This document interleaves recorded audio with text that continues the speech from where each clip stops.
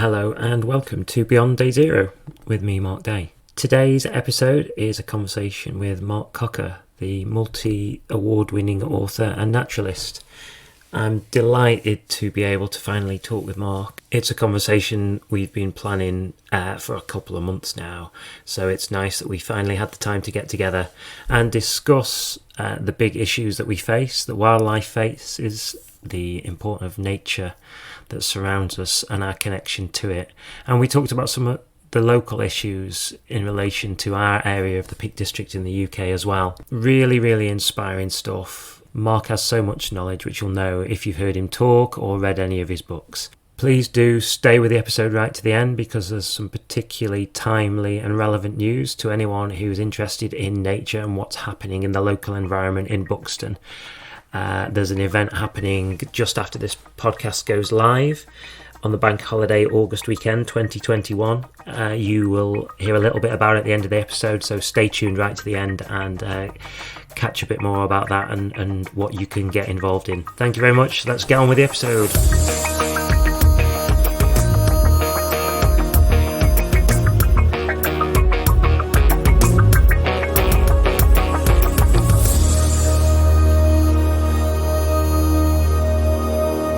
Thank you for joining me, Mark. I really appreciate it. Okay, lovely to be with you. So, just to start off, from having read some of your work, it seems pretty clear to me, at least, that how you write, the cultural significance of nature seems to be really important to you, and I feel like you write it's a complete as complete a picture as you can make it of the subjects that you're writing about. That seems how you work through it if you write it. And when I recently heard you speak, the story, it's very much storytelling for me, and that's very engaging and very important. Do you agree? How did that develop in you? Is that something you've developed as you've been a writer, or does it come from your youth, your childhood? A bit of scene setting. Yes, when I started writing, I wanted to be a real writer, and by which I meant I didn't want to write about the environment, but I'd always been passionately interested in nature since I was a child.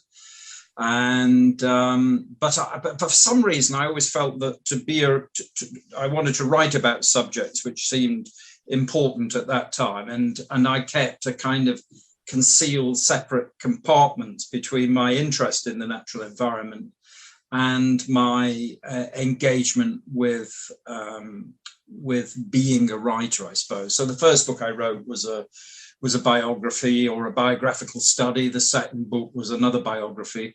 And then I wrote a study of travel and travel writing, which was a sort of philosophical reflection on my own preoccupation with traveling abroad, what had going overseas meant to me and meant to us as expressed through travel writing. So all those early books were, well, they had historical, cultural, philosophical content, and then slowly I converged at a place where I was writing about the thing which most engaged me in my personal life, and since then I've only written about the natural environment, and it's a kind of bringing all parts of myself together in one project. So the writing is much more complete now. It's a much more full expression. Actually, you said,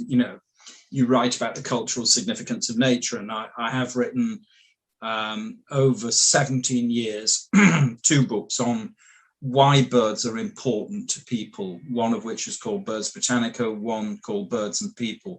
Actually, I'm no longer bothered about what I am, of course, concerned about the cultural significance of nature, but I'm now much more concerned about why nature is important to us and why we should do more for nature. So instead of being preoccupied with what nature has done for people, I'm more interested in what people can do for nature.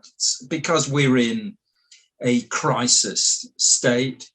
As we know from the forthcoming gathering of the world leaders in Glasgow in a few weeks' time for the climate change conference, and from all the evidence we have about the issues relating to climate and climate chaos, we are in real trouble. These fires in western parts of the USA, in Australia, in Europe, and now particularly in Siberia, really demonstrate that we have no wiggle room left.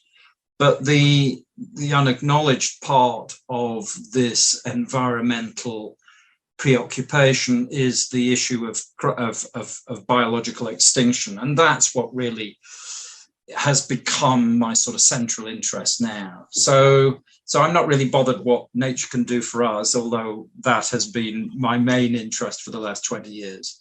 I'm really interested in what we can do for nature, and particularly with what we can do for biodiversity, because of course the climate issue is really an extension of our preoccupation with ourselves. And we care about the climate, of course we do. It's a deep existential crisis for the whole of humanity, but it is an extension of our self-preoccupation. Absolutely, yeah. There were many things you said then that I thought were great points to follow up on. It's how have you seen things degrade in the time that you've been involved in writing in terms of biodiversity? You must have seen actual examples that you can put your finger on, I imagine. Yes, I mean, the interesting thing is, just to circle back to climate change, I started writing about sea level rises, I can remember vividly, more than 30 years ago, and here we are finally getting the message that the climate crisis is a genuine issue. But biological extinction is something that really has only come into focus with a body of concrete evidence from about 2012, with a sequence of reports in the UK called the State of Nature reports. And those are a collaborative work produced by more than 50 environmental organizations. And they are seen as a sort of baseline data on what has happened. But long before that, from the age of 20 onwards, I have been witness to biological shrinkage and loss, and nowhere more so than the view that I'm looking at the moment, which is out across Lightwood on the fields that are now horrendously grazed by excessive flocks of sheep. And those fields, when I was a child, held breeding lapwings, breeding reed buntings. Down in the valley of Hogshaw Brook, which I can see from here, there were spotted flycatchers. Up in the woods at Lightwood, there were redstarts and wood warblers. Tree pipits bred. Twike were on the moors. Ringoozles bred on the boundary between the moorland and the woods. There were sometimes dunlin and redshank on the tops, and certainly there were far more curlew. And all those birds, including common sandpiper, that was another I've missed, all those birds have now gone, or more or less gone. They are still hanging on. And those are palpable expressions of the substantial changes to our environment that have occurred in my own lifetime. So biological shrinkage is both a statistical body of information which we've accumulated as a society and is now starting to strike home. But it's a personal experience. It's my daily bread and butter. It's the kind of stuff which has shaped my entire life. And, the two have now converged in this deep sense of loss. And the statistic that most reveals what has happened to the British environment, and the British are particularly bad at securing complex ecosystems, despite all the legislation, etc., and despite all our so-called concern for the natural environment, our love of nature, which is often claimed as a national characteristic, we have lost so much. And yeah, and it's shaped my adult life, and it's become a central preoccupation. But yeah, so that, you know, those are the we have slowly come to realize, yes, the statistic which I was going to quote is that we are now about the eighth most, England is about the eighth most degraded natural environment on Earth. And that is a very powerful expression of how low the natural world has sunk in this country.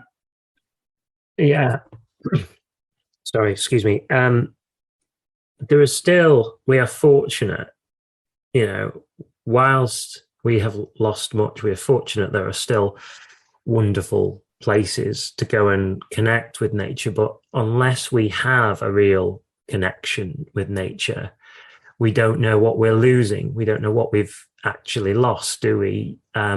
Generations, I don't know, I guess younger people today that won't even know what many of the birds are or look like that you've described there. Mm-hmm. And that obviously applies to a lot of other flora and fauna as well.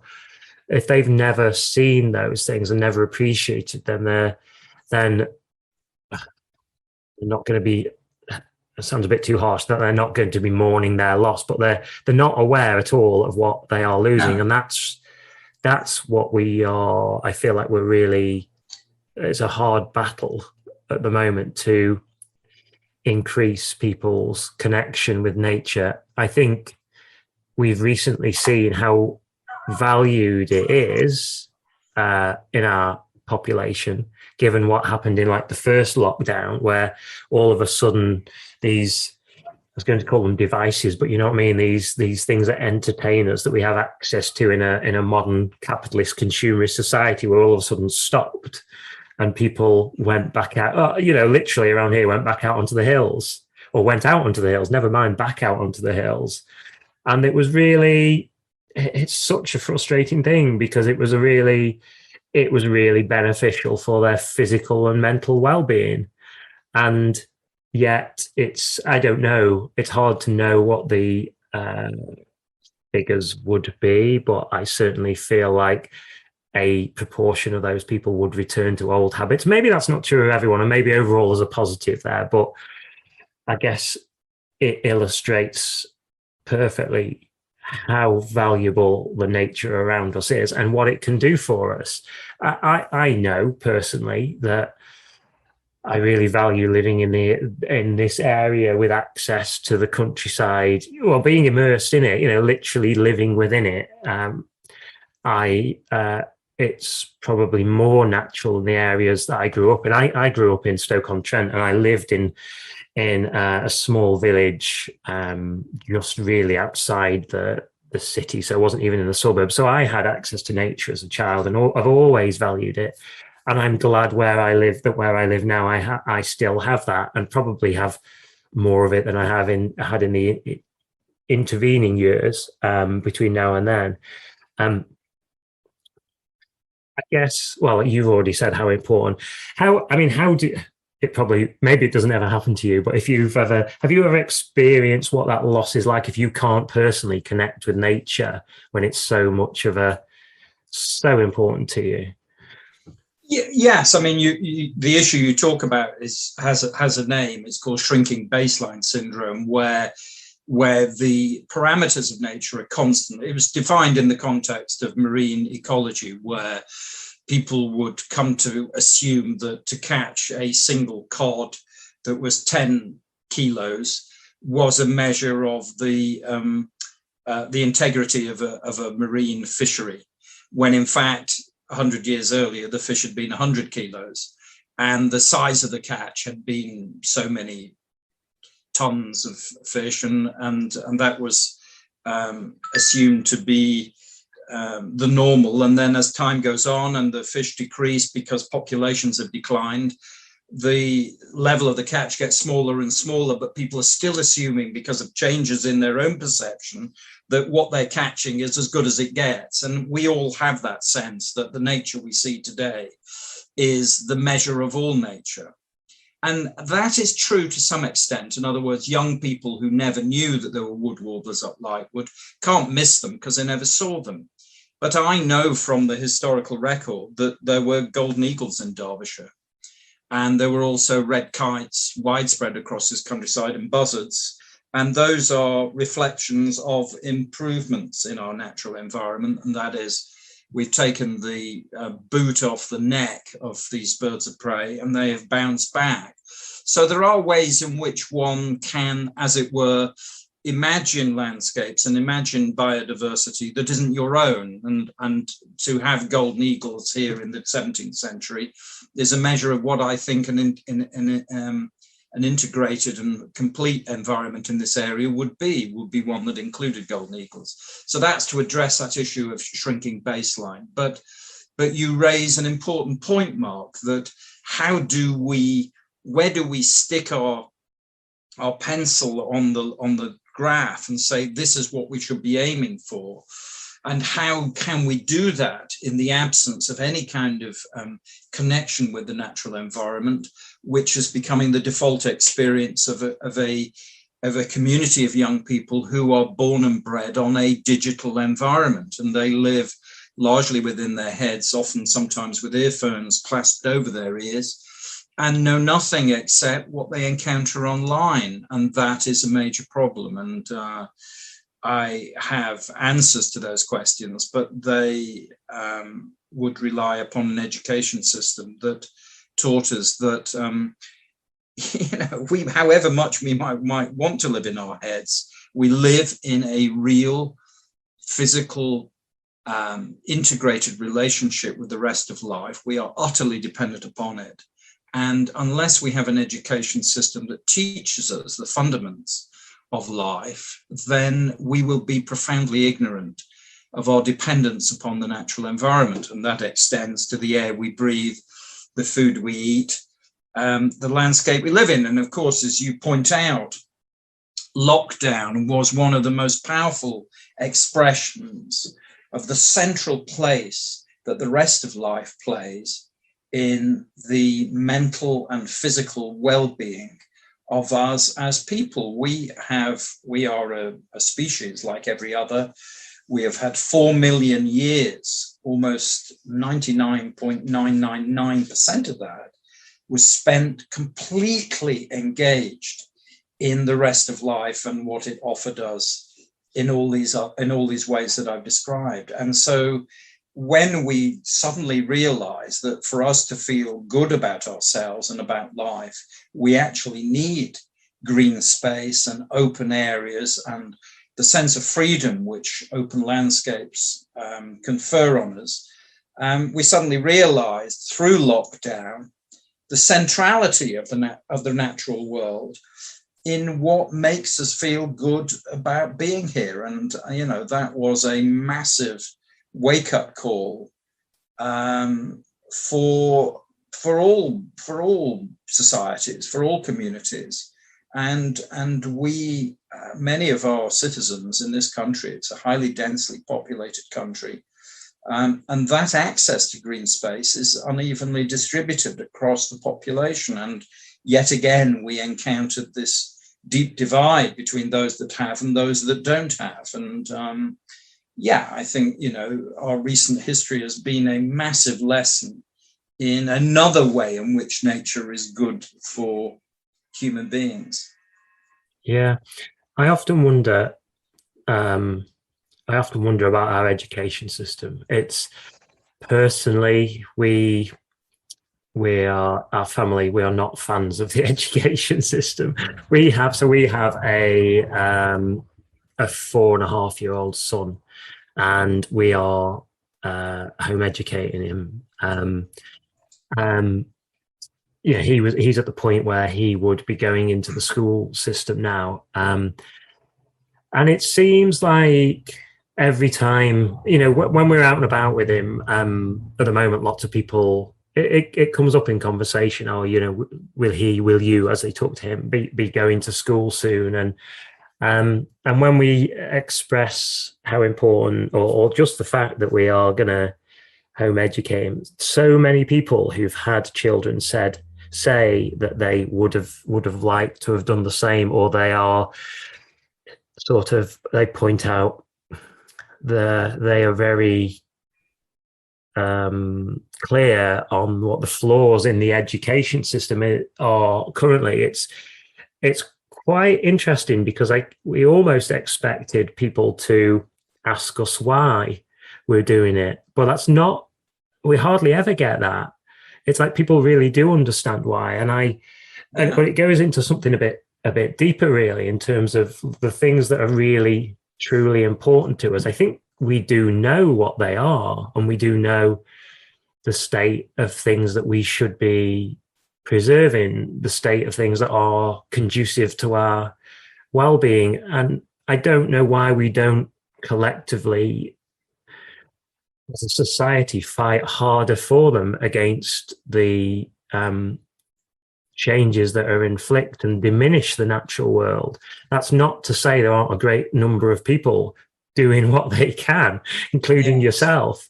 But why aren't we collectively uprising more, about these sort of issues and not allowing this to continue? I wonder whether I suppose it's many things, but generally we live very comfortable lives, and I wonder whether sometimes they're too comfortable. They're comfortable enough that we, to allow us to carry on as normal, business as usual continues. And I don't know, you got a take on that at all?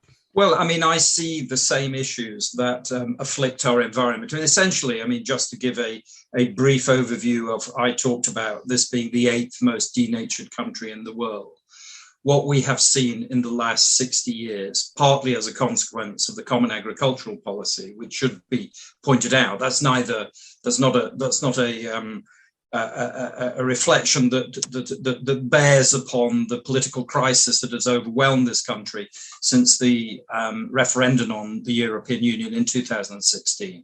But let's be clear, we have managed since the Treaty of Rome, the agricultural environment on a whole continent from a single city. And we have subsidized intensive agriculture across Europe and have devastated, through a process of oversimplification, our natural environment. And that has borne heaviest in Britain than in any other country in the European Union. We have devastated the natural environment. Europe has lost somewhere in the region of 400 million birds. Birds are just indicators of the wider systemic system that nature relies upon. So that same loss of birds also bears upon loss of plant diversity and upon insects, just as two other examples. In North America, which has pursued the same system of intensification, producing more food on land through the application of chemical fertilizers, they have lost in the region of 2 billion birds. And that's because their intensive agriculture is far worse and far unchallenged than our own. But, and so a great writer on the natural environment, Aldo Leopold, said that one of the fatal consequences of an environmental education is that one lives in a world of wounds. And I am assailed by concerns about the loss of the natural environment. It pains me deeply. The problem is that we don't have in this country access to political change as exists in other countries. And so, for example, the issues of environmental loss don't bear as emphatically upon the Finns and the Swedes and the Norwegians, etc., as it does in this country, because their population is proportionately much smaller. And they also have much more complex democratic systems. But to return to the issue of education, many of these countries don't start their education until their children are 7 years old. The issues that bear upon our environment are actually reflective of the way in which we educate people. We have simplified our education process to sausage manufacture people to meet capitalist requirements for jobs. We haven't thought about the complete ecological development of the child in the context of their environment and their fitness for being enjoyers and participants in life, we have made of them a kind of capitalist product.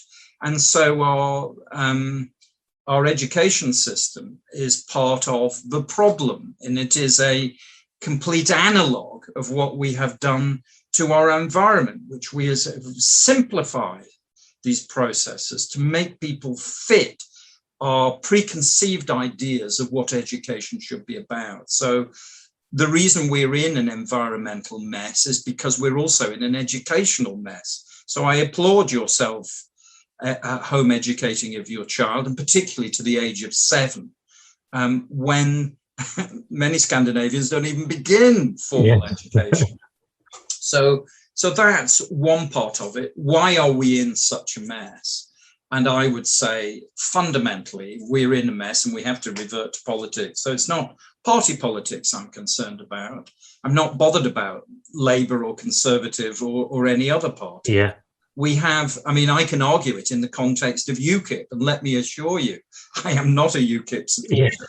But at the 2017 election, they acquired 4 million votes, and that translated into a single seat in Parliament, and that is an undemocratic process. This is not an argument for UKIP. I hasten to add, this is an argument for a system in which voters' votes, individual votes, mean something in your political process. Now, alas, in that context, that would have delivered maybe 30, 40 members of Parliament for the United Kingdom Independence Party, of which I have very little sympathy. But I believe fundamentally in their right to have representation, and that is the problem with this country. We have a antiquated, anachronistic political process that cannot deliver change. And we have 2 political parties that dominate it, a kind of binary system of politics. And really and truthfully, in terms of the environment, you can't stick a fag paper between the 2 parts of them, because they both essentially believe in the same economic system, the same political system, and the same models of education, etc., and societal organization. So all of their policies, I would scrap them all. Yeah, I feel.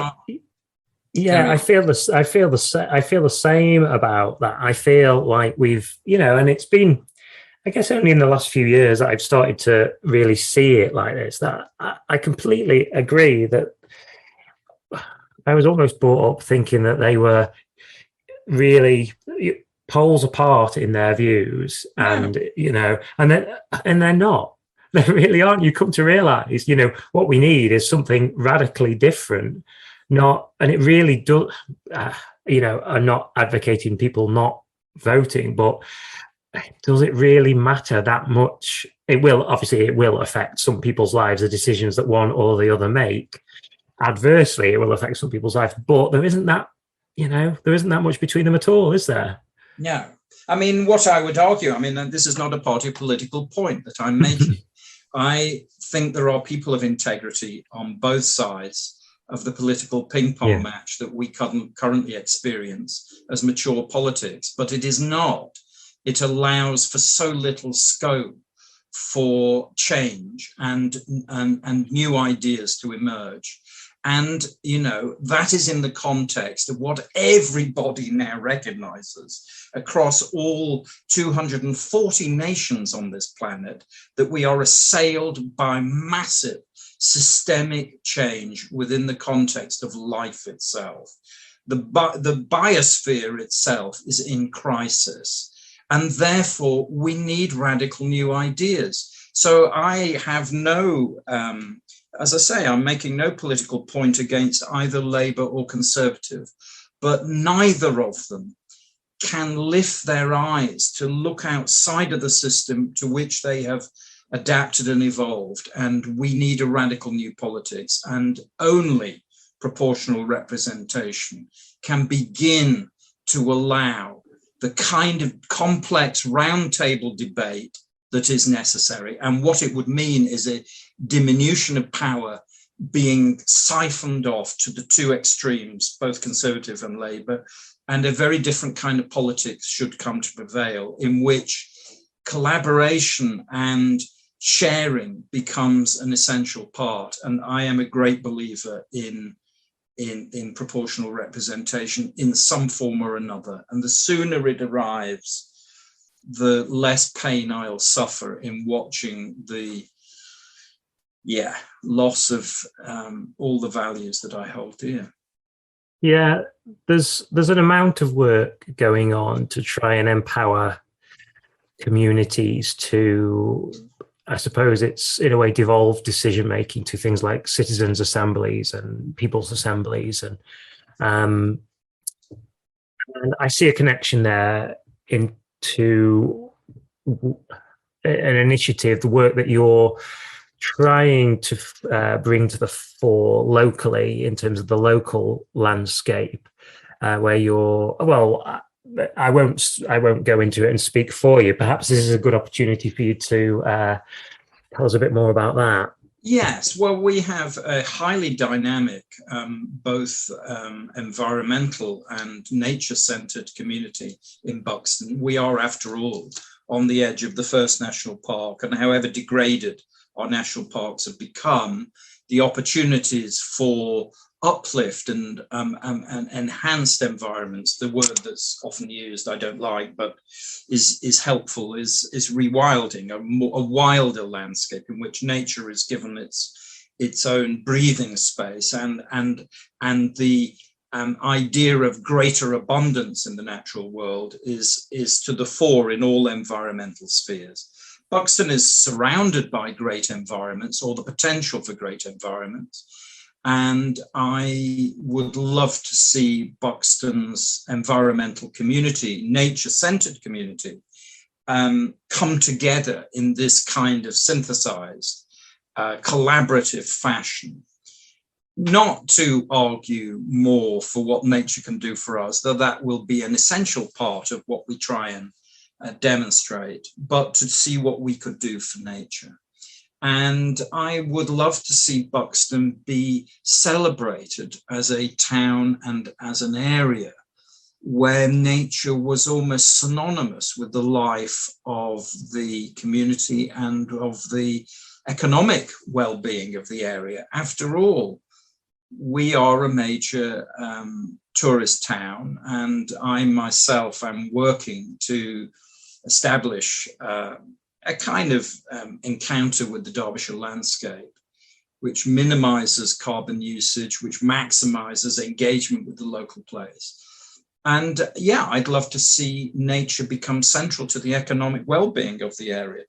And I don't see why not.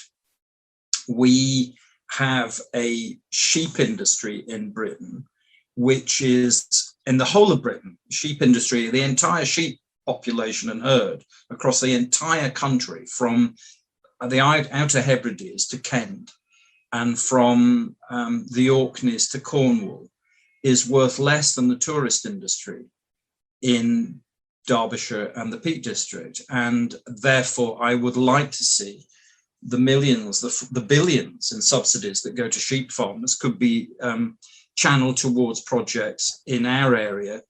And you know, our area widely become better known as a place for nature, because, as we've argued, in the context of lockdown, what we realized was that natural spaces, wild, open areas, were essential to our ability to cope with the internal crisis of the coronavirus epidemic. And you know, I think that it would be great if Buxton could come together and achieve a more collaborative approach and work towards cementing this idea that nature is important to Buxton and Buxton is important for nature, and it be a kind of circular relationship between its economy and its natural environment.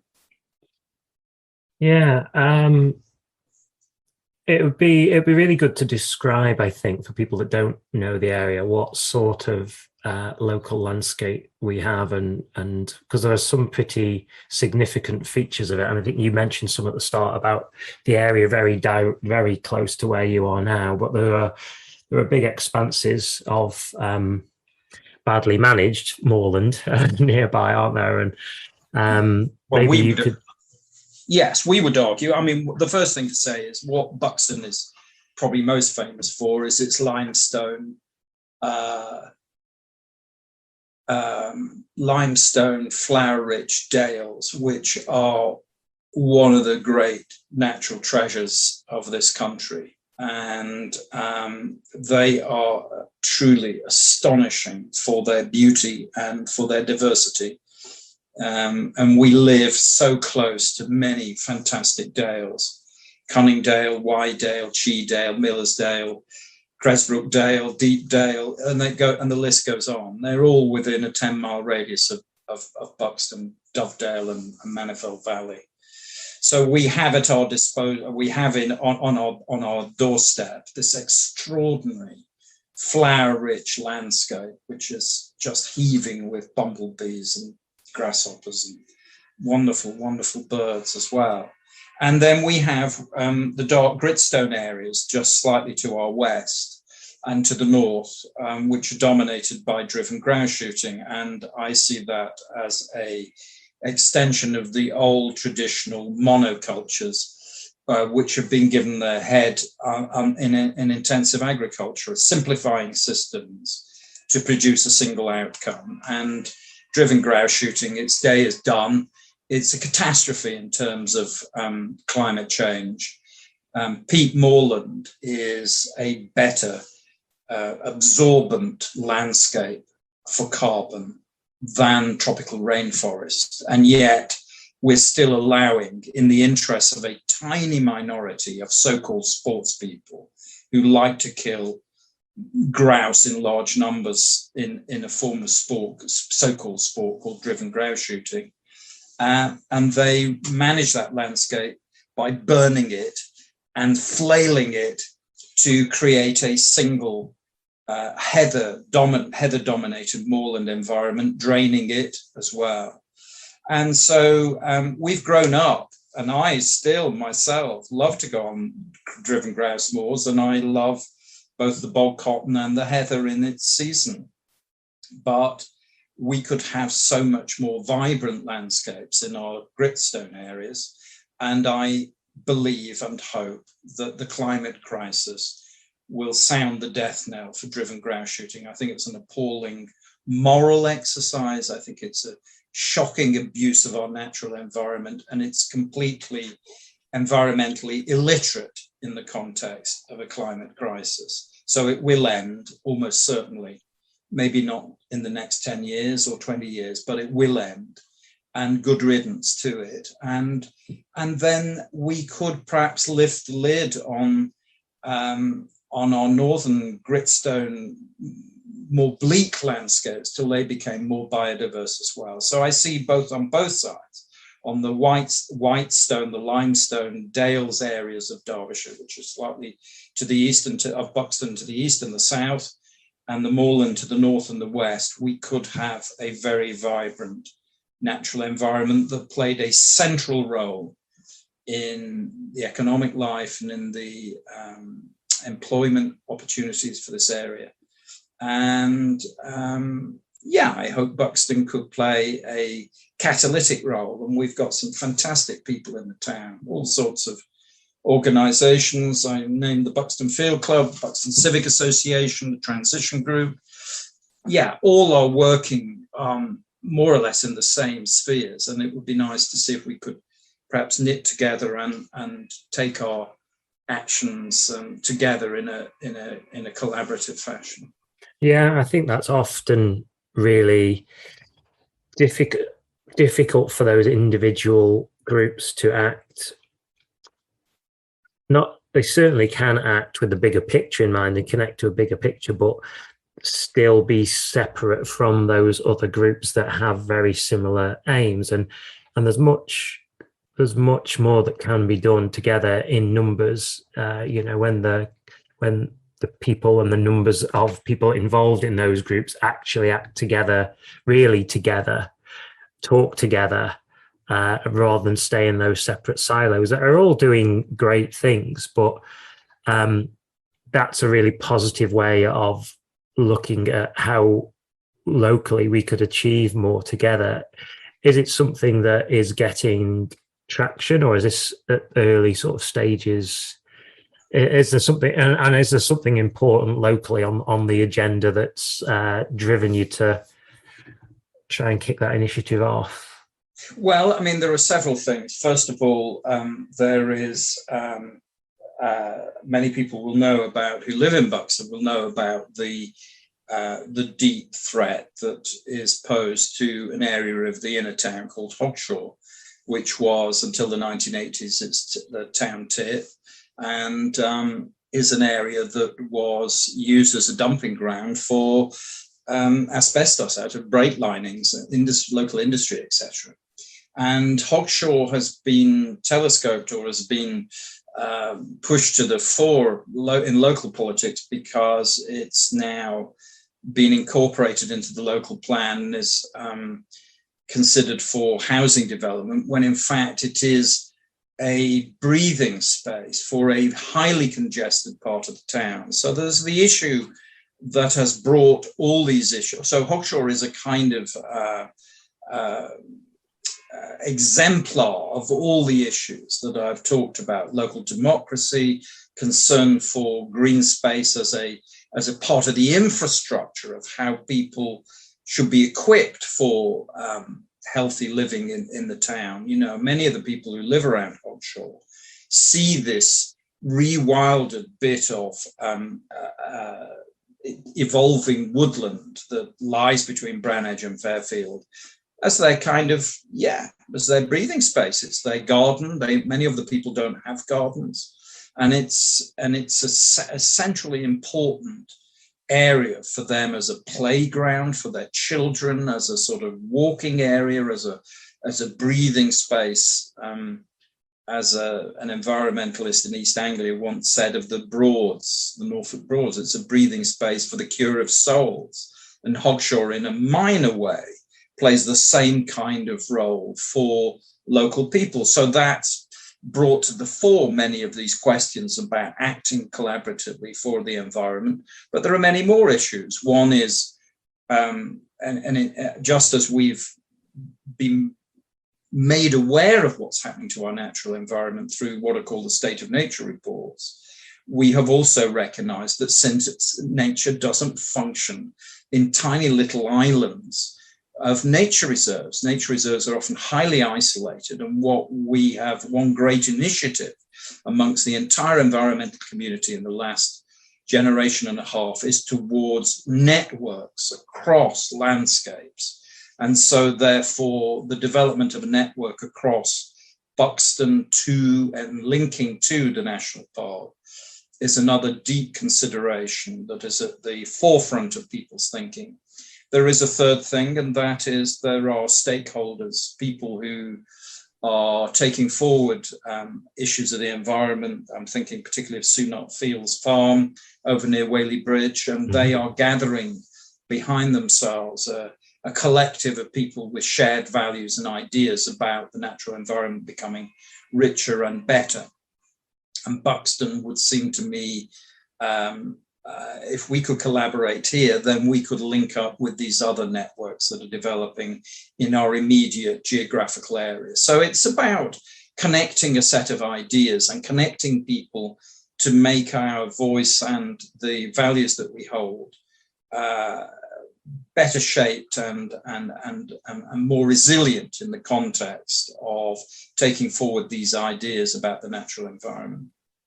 Yeah, and I think bringing people together that are so passionate about it and that really are already connected, and getting getting communities of people, and that doesn't necessarily mean a locally bound, geographically bound community, but creating a community of people that already have like-minded interests can be a really powerful thing, because in this case, there are people that have vision and imagination of what a better future can look like. We have some involvement with sonar fields ourselves. We have a little bit of land, and it is working as you describe locally. Is people like us are connecting with them, and they've been a huge catalyst. But yes, we do. I mean, there is real opportunity and hope in developing that network, because, as I say, I feel like we can get together and talk about issues that we're all facing, and they're massive issues, but we can envisage in a way what whilst it's not a fixed thing we all have to achieve, but what a better future could be for nature would look like. And that's really powerful. Without that, we're lost, aren't we? Without that imagination.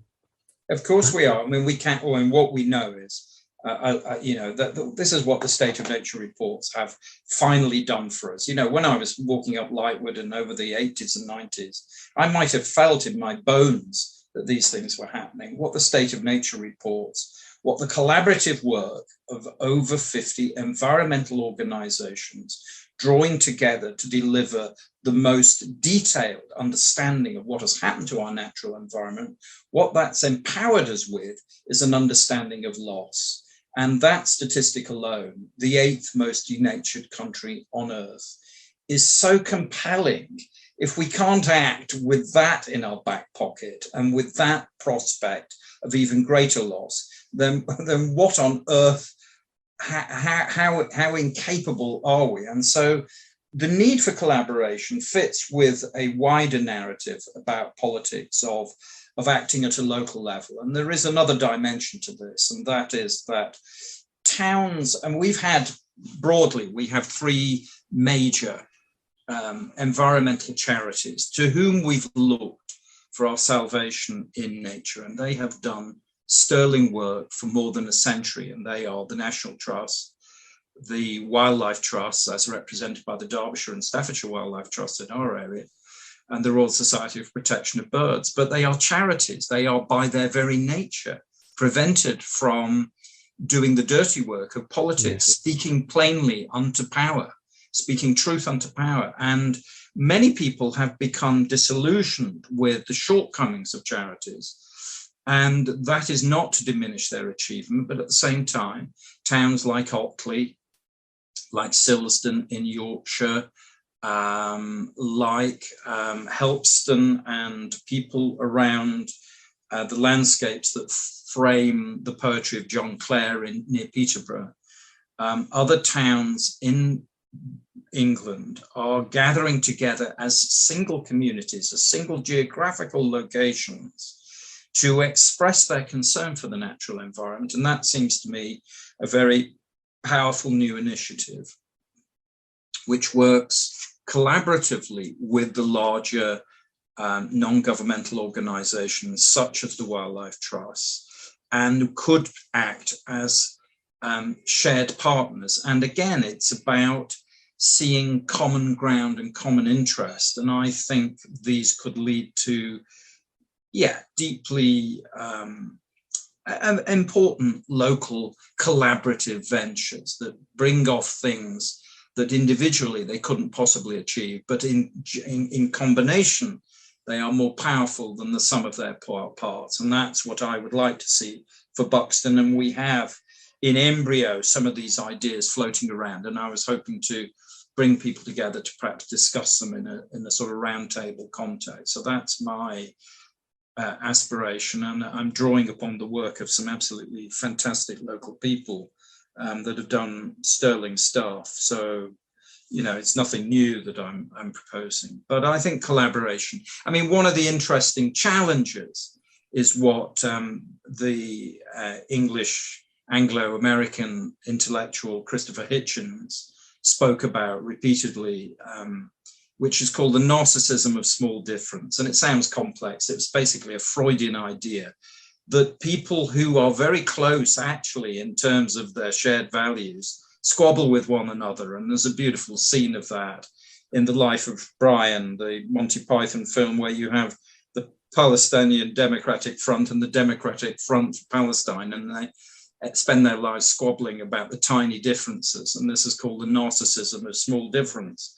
If we're overwhelmed by the tiny bits and pieces that separate us, then shame on us, and better that we try and work collaboratively to achieve the bigger picture. And that's, as you say, what Sunot Fields offers, a kind of a gravitational force that's pulling people together to maybe act in concert. And it'd be great to see Buxton do that itself. And it has so many assets, not only in terms of its communities, but in terms of its local environment. So it'd be a wonderful thing to achieve.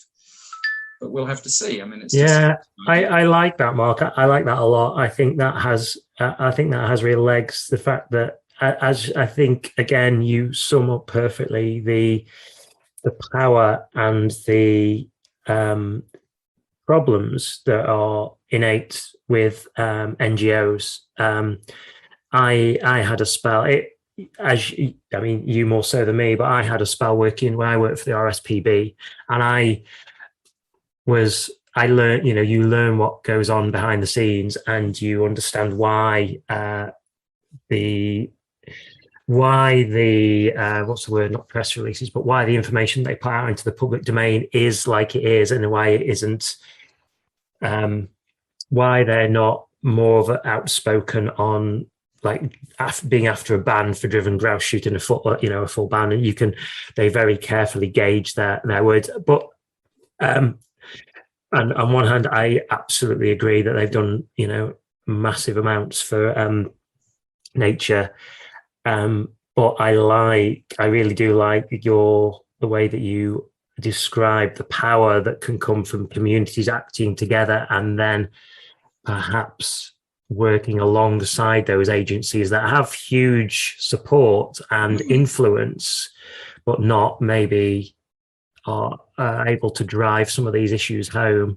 And if you get local communities on board as well, I think could be a really powerful thing. Yes. I mean, the thing is that the NGOs have provided the RSPB, the National Trust, a matrix of ideas about the natural environment and methods, nature reserves, buying land, the opportunities that they have, the enduring status that they can persist where individuals would come and go in, generation to generation, whereas societies persist for centuries. So they can provide a lot of the infrastructure. But at the local level, it is about local communities acting in concert. My model for this is a fantastic organization in Helpston near Peterborough called the Langdyke Trust that I have done work with and watched blossom and develop. In 21 years, they've acquired 190 acres of land, which they manage for nature, and brought back nature in places that were dear to the heart of John Clare, a 19th century poet. And their work is a classic model of what can be done through collaboration in a local context. And I think the local context is very important. Many people love the fact that the RSPB or the National Trust is acting at a national level, but you need that leverage in a local area. And Buxton has many stakeholders, people who can movers and shakers that do things. If they worked alongside one another, I think there is more to be achieved. So that's what I'm focused on at the moment in a local context. But so that's preoccupied me for a little bit recently. Was there anything else that we haven't already covered, Mark, that you wanted to particularly talk about while we've got the opportunity? Well, there's a march for a statement about the importance of Hogshaw, both as a recreational space for the local community and for nature in the context of Buxton. Hogshaw is a fantastic area for flowers. It has two of the most important trees for insect diversity, that's sallow, grey, or willow and birch. It has rare flowers like broad-leaved helleborine. It's full of bumblebees and insects, and it's a great place for breeding birds. And it would be lovely to see the town, instead of pursuing age-old policies of filling in every green space within the context of the town, to see us thinking about green space as itself a resource and as part of the infrastructure. And people are marching on the 30th of August, on the Monday, at 12 o'clock, gathering at Hawkshaw itself. And it would be great to encourage people to come and make their views known about the importance. I think local politicians themselves have come to recognize the case of these local people, and I shall be marching on that day to express my solidarity with them, and be great to encourage people to come along too. Yeah, definitely. It staggers me how sort of business as usual, and business as usual in relation to the sort of site developments that we're potentially talking about at Hogshaw, how they kind of just happen. And there are lots of reasons why, and lots of things that developers sort of pull out of the bag and that aren't questioned or aren't challenged or are costly to challenge, and councils in the mire with that sort of thing. But it just staggers me continually. I was just going to say there's potentially a development on the edge of our village where there is a brownfield site that has been earmarked for housing development that I don't really think anyone really questions. It's a brownfield site, but there's some bit of green belt next to it, and there's a developer come along, and I think in the local plan it's allocated for 50 houses or something like that on the brownfield site, but the developers come along and said, what we really need to use is the green belt next to it, and we want to put 110 houses on there, and ours is a village of about that many houses anyway, and they want to put on about the same again, that sort of figure we're talking about. Mm-hmm. And the developer has, obviously, it is of no surprise to me whatsoever that they've put their application forward that shows that unless they put 110 houses on there, they're not going to make a profit, and they can't possibly put affordable housing on there because that won't make them a profit either. Mm-hmm. And then our parish council has come forward and got consultants in that prove that their financial case isn't what they've stated it to be and all that. Mm-hmm. But I don't know what the whole village is in uproar about it. But it staggers me that the choices of councils that lack the imagination, that lack the ability to really imbibe the deep crisis that we're in and are facing, and just roll out the same business as usual decisions. They themselves, I guess, to an extent, we all are, some people more than others, disconnected from nature and just carry on with this way of being. And particularly I see it in so even things like the way that we do site surveys, and we survey potential development sites for key species.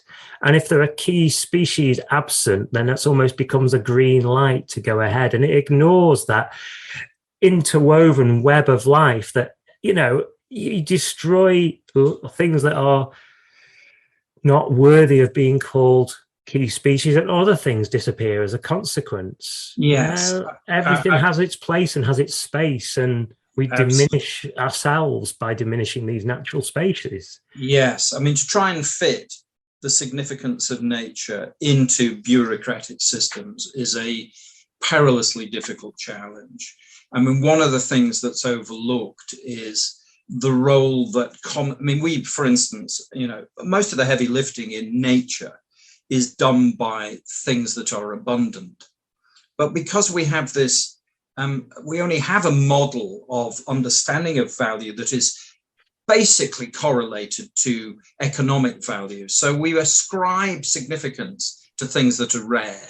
It's almost as if they increase in monetary value as they become rarer, when actually the truth is it's abundance of things which does the heavy lifting in nature. It's when things are commonplace and ordinary and everyday and all around us that those things make ecosystems work. And therefore, coming to measure nature only in terms of what is scarce and uncommon, it really overlooks the integrity and the functioning nature of a meaningful environment. And so our planning system, meeting this regulatory process that is about bureaucrats and ticking boxes and bureaucratic processes, set against what significance nature plays in real time, in a real place, is enormously difficult. And I've been faced with this all the time, because we have a policy under this present government of build, build, build, who assume that they can escape the catastrophe of coronavirus and all its economic consequences through a business as usual model of development through land and its exploitation, and that isn't the case. And we have to learn new ways of doing things. And I return to my central point: we have an antiquated politics full of ignorance, and that ignorance passes in the context of the system we have for kind of informed ideas. The level of unknowing that passes in the context of nature is so staggering. It's a really, really hard part of being an environmentalist, is because we are assailed by very, very limited understandings of these processes. And for example, greenbelt is seen as sacrosanct.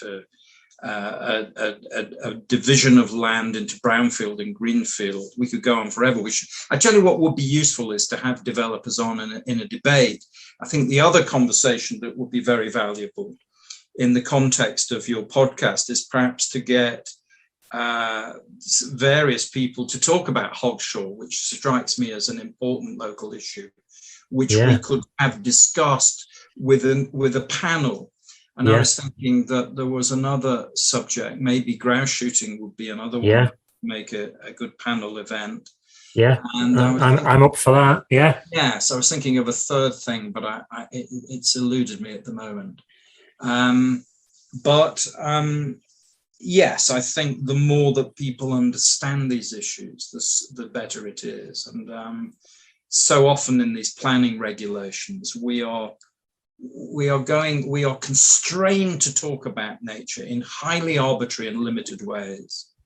I was, for instance, just to give one last example, and I'll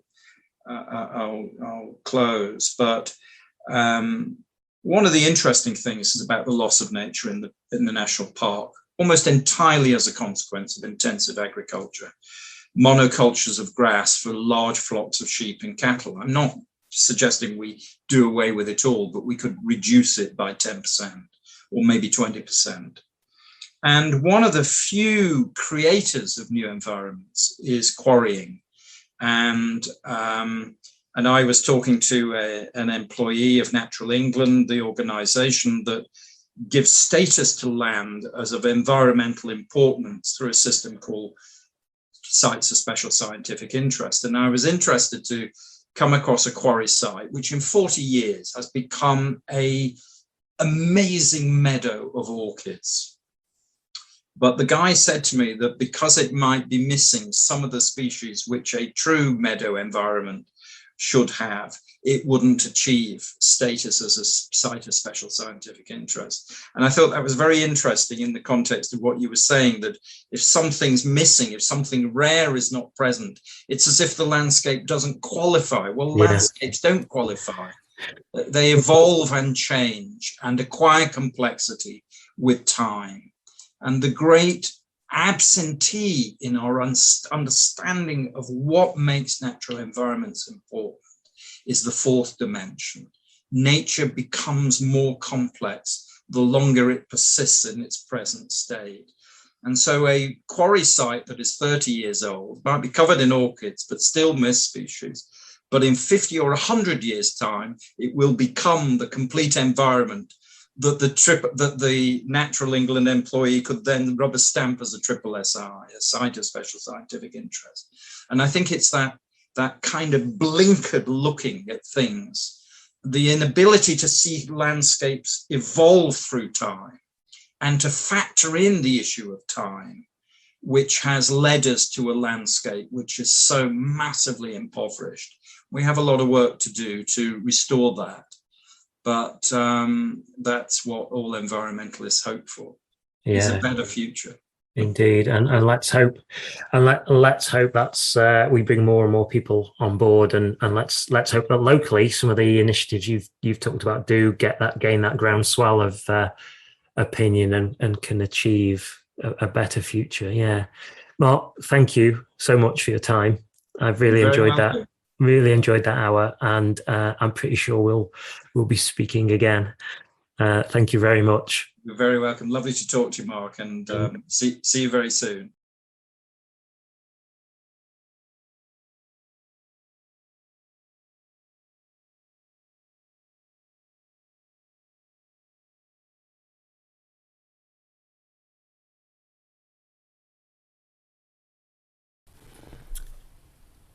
Wow, it's such a pleasure to speak to somebody who is so knowledgeable and has been so invested in his subject and surrounded by nature for so long.